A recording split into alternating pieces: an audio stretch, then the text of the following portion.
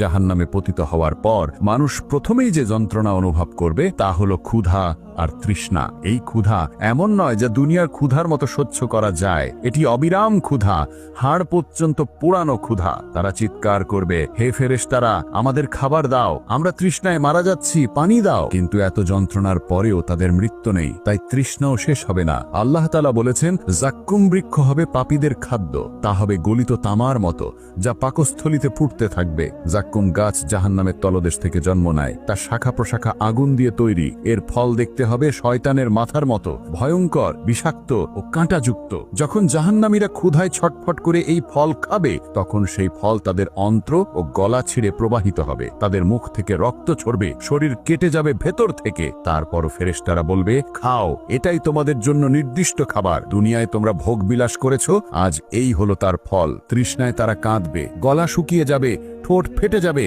তারা বলবে, হে প্রভু, এক ফোঁটা পানি। কিন্তু তখন তাদের সামনে আনা হবে ফুসরে থাকা ফুটন্ত পানি। সেই পানি এতটাই গরম যে কাছে আনতেই তাদের মুখ পুড়ে যাবে। যখন বাধ্য হয়ে তারা তা পান করবে, তখন সেই পানি তাদের অন্ত্র গলিয়ে বেরিয়ে আসবে। আল্লাহ বলেন, তাদের দেওয়া হবে ফুটন্ত পানি, যা তাদের অন্ত্র বিক্ষত করে ফেলবে। কখনো তাদের পান করানো হবে দুর্গন্ধযুক্ত রক্ত আর পুজ, যা বের হবে অন্য জাহান্নামীদের ক্ষত থেকে। হাদিসে এসেছে, জাহান্নামের লোকেরা যখন পানি চাইবে, তখন তাদেরকে দেওয়া হবে দুর্গন্ধযুক্ত পুজ। তারা তা পান করার চেষ্টা করবে, কিন্তু তা মুখে তুলতেও পারবে না, বারবার গলায় আটকে যাবে। তাদের মুখ থেকে বমি বের হবে, কিন্তু তবুও তৃষ্ণা মিটবে না। তাদের ঠোঁটে ঢালা হবে গলিত ধাতু, যা তাদের শরীরের ভেতরে ঠুকেই মস্তিষ্ক আর অন্ত্র গলিয়ে দেবে। তারা যন্ত্রণায় ছটফট করবে, চিৎকার করবে, কিন্তু ফেরেশতারা কঠোর চোখে দাঁড়িয়ে বলবে, আজ তোমাদের কান্না শোনা হবে না, আজ তোমাদের জন্য কেবল শাস্তি। জাহান্নাম কেবল আগুন নয়, এখানে রয়েছে ভয়ঙ্কর ঠান্ডা, এমন শীতলতা যা বরফের থেকেও ভয়ঙ্কর। তারা সেখানে জমে যাবে, ঠান্ডায় তাদের হাড় ফেটে যাবে, দাঁত ভেঙে যাবে, এমন শীতল বাতাস বইবে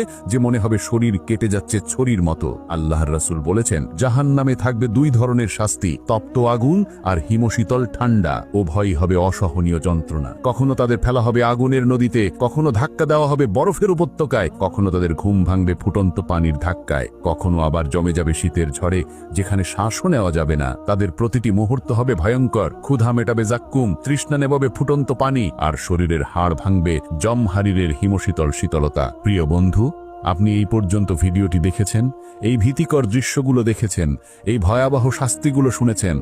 এখন আপনাকে সিদ্ধান্ত নিতে হবে, আপনি কোন জায়গায় থাকতে চান, জান্নাতে নাকি জাহান্নামে। এটা আপনার হাতে, এটা আপনার সিদ্ধান্ত। আপনার এখনো সময় আছে, আপনি এখনো শ্বাস নিচ্ছেন, তাই আপনার এখনো সুযোগ আছে। কিন্তু কতদিন পর্যন্ত? আজ রাত পর্যন্ত, নাকি আগামীকাল পর্যন্ত, নাকি পরের